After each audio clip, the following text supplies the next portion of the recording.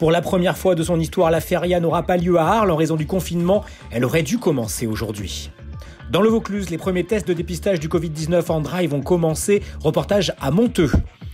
Et puis une recette d'œufs en chocolat pour Pâques. Ça vous dit? Rendez-vous alors en fin de journal. Les rues d'Arles sont vides, silencieuses, alors que le premier jour de la feria de Pâques aurait dû débuter aujourd'hui. Depuis sa création en 1965, c'est la première fois que la feria est annulée. Feria qui, comme chaque année, lance l'ouverture de la saison taurine. Un coup terrible pour les Arlésiens, mais également pour l'économie de la ville.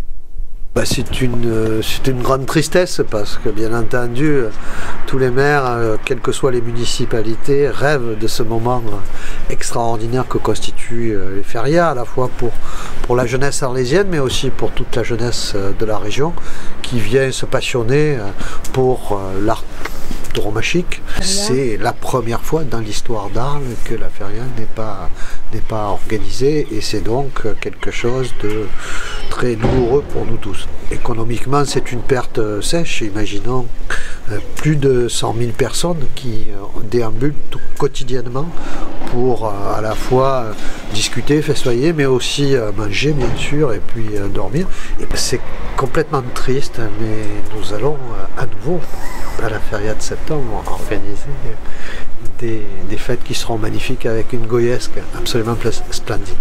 La déception est grande pour Jean-Baptiste Jalabert, directeur des arènes.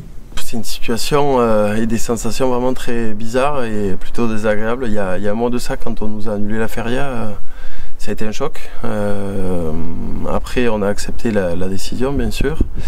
Et là, on se retrouve le week-end de Pâques avec le soleil et normalement la feria qui était organisée, préparée depuis plusieurs mois, depuis cet hiver, ne pourra pas avoir lieu et on ne pourra pas recevoir donc les aficionados, le public habitué à visiter nos arènes d'Arles durant ce week-end-là.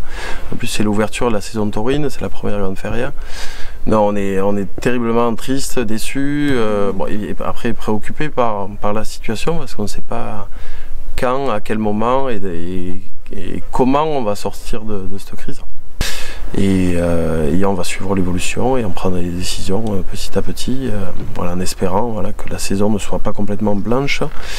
La ville d'Arles, mais comme toutes les villes, souffre énormément. Et puis là, se retrouver ce week-end où normalement des milliers de personnes se retrouvent pour faire la fête un peu du début de saison, du début de printemps et d'été, tous ensemble ici en ville, ça fait bizarre de voir tout ça vide. Ouais.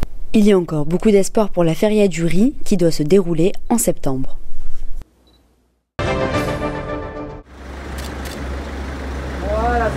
À Monteux, comme à Avignon ou encore à Apt, il est désormais possible de se faire dépister du Covid-19 directement dans sa voiture. Réservé au personnel soignant et aux personnes ayant des pathologies graves, ces tests peuvent en 24 heures détecter la présence du virus grâce à un prélèvement nasopharyngé. On détecte la présence véritable du virus dans un prélèvement nasopharyngé. Le but, c'est de savoir à un temps posé si le patient a dans son nasopharynx la présence du virus et s'il est contaminant donc. En Vaucluse, plus de 250 tests sont effectués chaque semaine. Le personnel du laboratoire Bioaxom est aussi mobilisé pour aller faire des dépistages de grande ampleur dans les EHPAD. Les tests vont aussi monter en gamme et s'élargir. Ils permettront notamment de mesurer plus facilement l'immunité de la population. Dès la semaine prochaine, c'est qu'on va mettre en place des sérologies. Donc en fait, une sérologie, c'est quand on a eu le contact avec un virus pathogène, on développe des anticorps.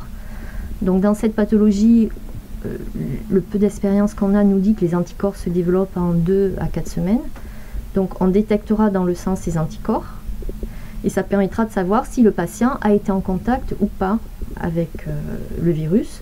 Et selon le type d'anticorps, on saura si c'est une infection récente ou un petit peu plus ancienne. En Vaucluse, 15% des prélèvements effectués sont positifs au coronavirus.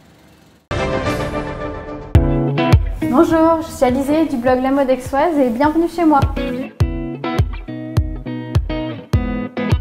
Alors aujourd'hui, on se retrouve pour faire une recette des coques en chocolat avec une crème végétale pour Pâques. Sur la première étape, j'ai d'abord fait fondre mon chocolat au bain-marie. Je l'ai fait fondre 2 fois afin qu'il soit vraiment lisse et que je puisse le travailler facilement. Et à l'aide d'une petite cuillère, j'ai fait une première couche sur chaque œuf.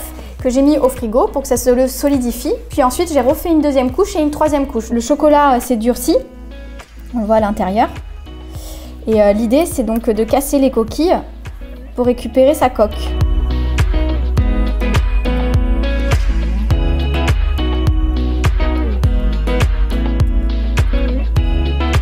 Ensuite, j'ai préparé ma crème végétale dans une poêle. En fait, j'ai juste mis ma brique de crème végétale, une cuillère à soupe de maïzena, une cuillère à soupe de sucre semoule.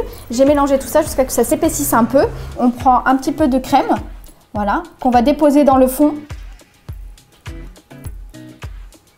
Voilà, on peut le reposer et on va faire une petite décoration. Je trouve que fraises et myrtilles, c'est des fruits qui vont bien ensemble.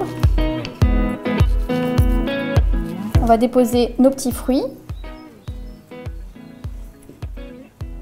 Hop, et on va rajouter un peu de myrtille pour un peu de couleur.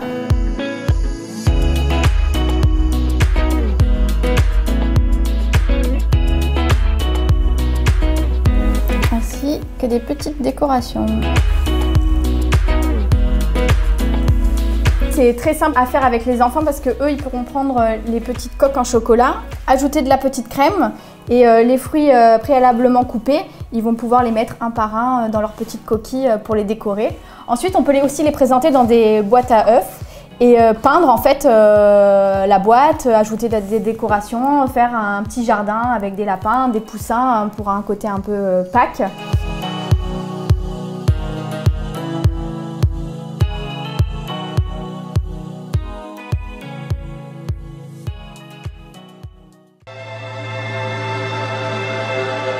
Le week-end de Pâques et en ce samedi du soleil partout sur la Provence et la Corse matin comme après-midi avec des températures également très agréables. Certes, elles seront un petit peu fraîches le matin avec seulement 1 degré à Avignon, 6 à Marseille tout comme à Toulon, 4 à Aix. Mais l'après-midi, ça grimpe et il fera même très chaud sur l'ensemble de la région jusqu'à 23 degrés à Digne, jusqu'à 24 degrés même à Avignon, 22 à Marseille, 20 à Toulon ainsi qu'en Corse, 23 à Arles, 22 à Aix. Nous fêterons les Stanislas.